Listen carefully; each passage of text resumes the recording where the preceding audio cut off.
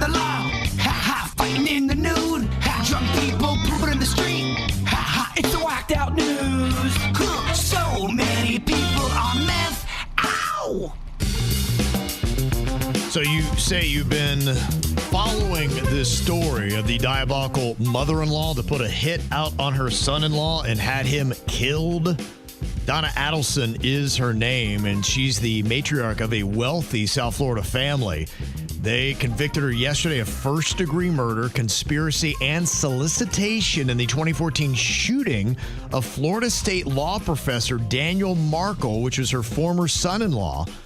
41-year-old Markle was killed amid a bitter custody battle with Adelson's daughter, Wendy, who was barred by a judge from moving their kids right here to South Florida. So prosecutors say that Adelson helped orchestrate the murder-for-hire plot after Markle blocked the move and said, no, you're not taking the kids out of Tallahassee and going to South Florida. She was bawling yesterday, too, as they read the verdict. And she is going to be sentenced on October 14th. She tried to say that she didn't have anything to do with it, but after they arrested the shooter, she knew they were coming for her. And they got her at the airport with a one-way ticket to Vietnam that has no extradition policies. That didn't probably help out. That didn't help her out very much. That one-way ticket to Vietnam made it look like he was running. That looks suspicious. Yep. Wow. Yeah. So if she was able to have gotten to Vietnam safely, does that mean there's no way? Does she beat the crime? Good. Yep. She's yeah, good. as long as she Gotta has stay there. money and she can survive over there, I think that Vietnam's not going to make her come back and stand trial. Yeah. But we couldn't go into Vietnam and get her if we wanted it. No. I don't know how that works. No, that's not something they would do. I mean, that's in a sense, that's an act of war, and you're not going to go that way. Yeah. So there is an out to get out of murder if you're... I mean, there have been talks about going in and doing kind of like a black ops type of mission to snag some people, out of certain countries. But yeah, you're really kind of crossing some bounds when you do that. I mean, you could hire a black ops team to do it for you. It just depends upon the value. And I don't know you're going to do that. They kind of reserve those kind of things for your Saddam Husseins and your bin Ladens. And I'd imagine every country's different too. Right? Yeah. Isn't there some countries with extradition, yeah. Some extradite, others don't. Just depends upon the agreement that we have. Now, she is the fifth person convicted in the plot. Her son, Charles, his ex-girlfriend, Catherine, and a hitman, Sigfredo Garcia, are all serving life sentences right now. And Luis Rivera got 19 years for cooperating in the scheme. She had a lot of people involved with this. Dang. Now, she denies involvement and has not been charged. So it seems like the ex-wife is the one that's, she wasn't involved. Got everybody else. She didn't know about it? Doesn't sound like it. I mean, they don't have her of everybody I named. I didn't see her name on that list. Boy, I got to tell you, somebody really took their PlayStation game a little too seriously. In Ocala, 21-year-old Alexander Dominguez freaked out because she couldn't find a PlayStation game. So she shoved her mom to the ground, placed her hands around her neck, and tried choking her out. What the hell? Alexandra's younger brother was like, wait, what are you doing? Tried to break it up, but she turned on him, grabbing his groin and squeezing. What the hell? And then punched him multiple times. Well, did she ever find the game? Nope. Apparently not. Nothing about that, but she was finding a couple of counts of domestic battery that stuck. Good. Yeah, you can't do that. Now she's looking at up to 5 years in prison. And it only took the jury 20 minutes to convict her. So that's pretty much like, yep, she's guilty.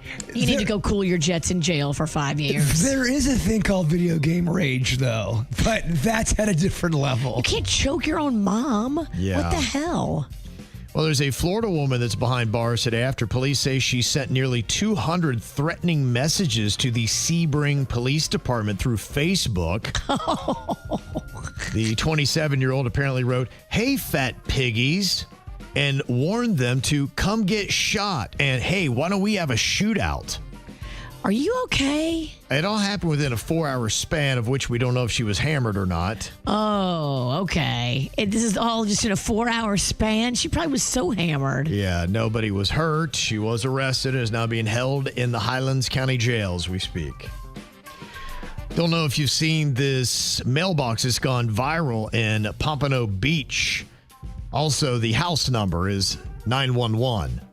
The mailbox looks like a large gray firearm, kind of like a Glock. Have you seen this thing I have yet? seen it, yeah. Yeah, it's all over social media. How fitting for Pompano, right? Well, it's a good way to deter anybody from coming into your house to burglarize. If I was a thief, I wouldn't be going anywhere near that place. We're going to keep driving. Yeah. Yeah. That's intimidating.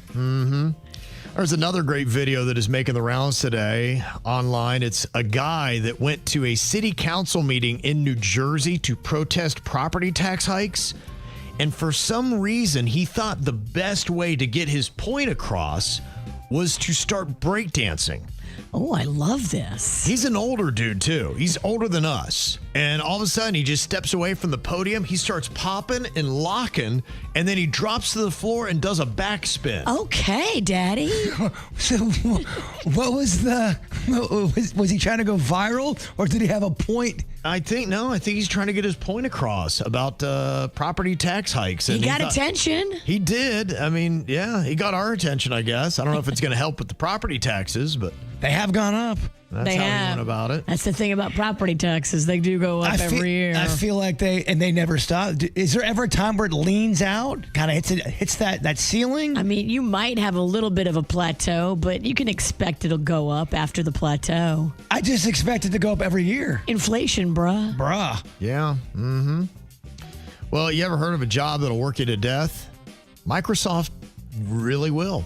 A Really? 35-year-old engineer at Microsoft died at work right at his desk in Silicon Valley last month. And now his family, 35. And now his family is saying, hey, you need to watch because there are companies out here in Silicon Valley that are working people to death. And I've heard stories about some of these tech firms. They get an engineer that'll come in and maybe 10 years they plan on like, okay, I just got to give it everything I got. I am going to be working 20 hours a day, whatever it might be. You don't even go home. You sleep on cots there. And then I'll build my wealth or I'll build up my credentials and then I'll get a payout. You've seen for AI, they were going around to some of these tech conventions and they were offering, I think there was one programmer they offered $1 billion to. Wow.